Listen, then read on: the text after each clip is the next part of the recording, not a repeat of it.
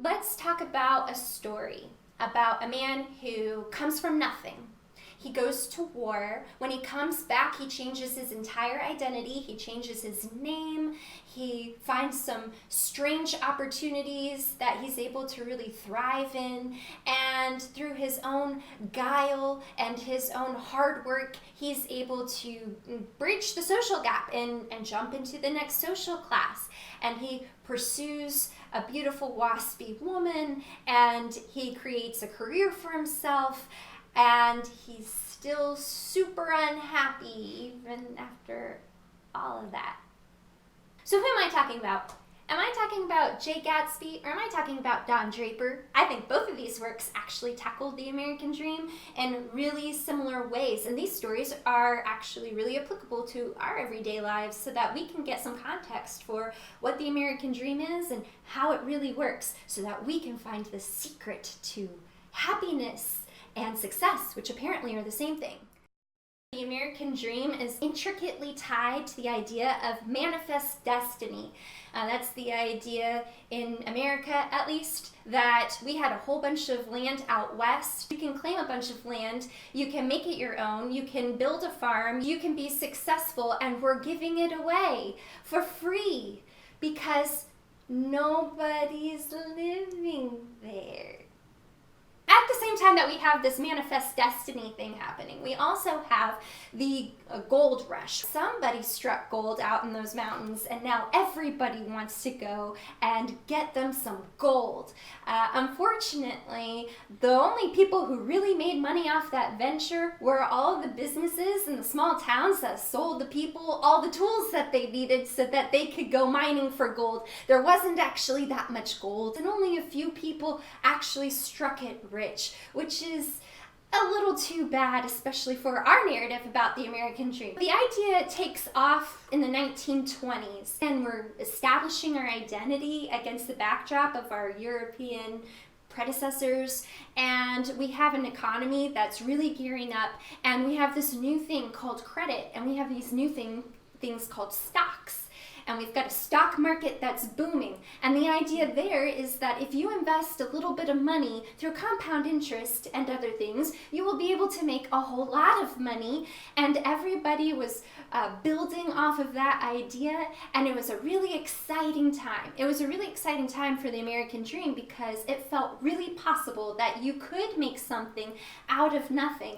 And luckily, we don't have any financial systems in place like that today, so we don't have to worry about this crashing like it did back then. Don't worry, I got you. There are 10 easy steps where you too can become Don Draper.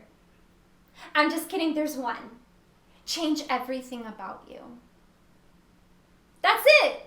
It's easy. So in these stories, it's exactly what happens. These men change every single thing about them. They change their name, they change their personalities, they find ways to get into new social situations and capitalize on them. You know, Jay Gatsby gets wealthy. Not a lot of people really latch onto this when they read the book because there's so much going on, and there's some very funny drunk characters in this book. Believe me, it is hilarious. But everybody gets caught up in the story about Daisy and her husband and Myrtle, and people kind of gloss over how did Jay Gatz become Jay Gatsby and how did he make all of his money. He basically met up with a really eccentric, wealthy man who wanted to travel the world by boat, and he told him he could help him with the sailing aspect, so he went around the world with this very wealthy man, and when he died, he left Jay a bunch of money, basically like a startup, so he could do a startup business with it if he wanted to. So, you know, just do that.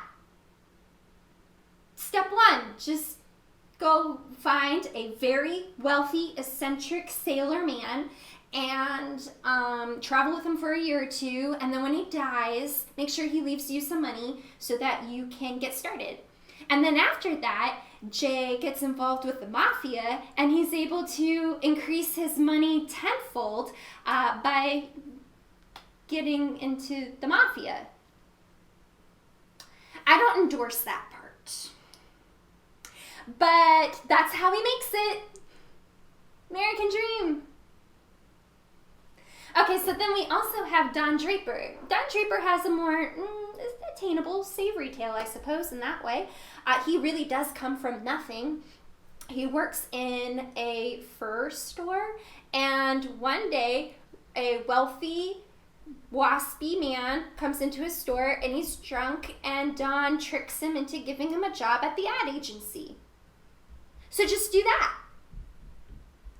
That actually sounds a lot easier than the sailor thing, if I'm going to be honest. So, just trick some wealthy, drunk guys and sell yourself really well, so that you look good on paper, and then you can make a whole lot of money. And then you can meet people who are rich and you can marry them, and then you will be richer too. Like what Don Draper does. So those are my easy steps to obtaining the American dream. Basically, you just have to be really lucky. These works are important because they emphasize the real danger of the American dream, which is that you can achieve it and you can still feel empty and hollow, and you can feel like you don't belong. And that's inherently a part of the system. If you come from nothing and you jump into another social class, you have to basically fake it all the time. You're going to be pretending that you've had the same lived experiences that the people around you have had. And no one is going to be able to relate to the experiences you had in your childhood, so you have to scrap that and make up a whole new narrative for yourself. And so if we're talking about how we keep creating new narratives in this country, especially as a country built on and by immigrants, then we're talking about a bunch of people who have to portray certain narrative and identity that isn't authentic and isn't true to themselves, as they try to match the ideals that have been set forth by a society and by a group of strangers, essentially. And they have to live by that and die by that. And instead of being honest and authentic and showing their truth, to use the phrase that's constantly overused in YouTube, but there's a reason why that's latched on too. If you can't be honest with yourself, you can't be honest with the people that you're with, then what does it mean to have achieved the American dream at all? Because at the end of the day, the American dream doesn't make you happy unless you feel like you've achieved it and unless you feel like you belong.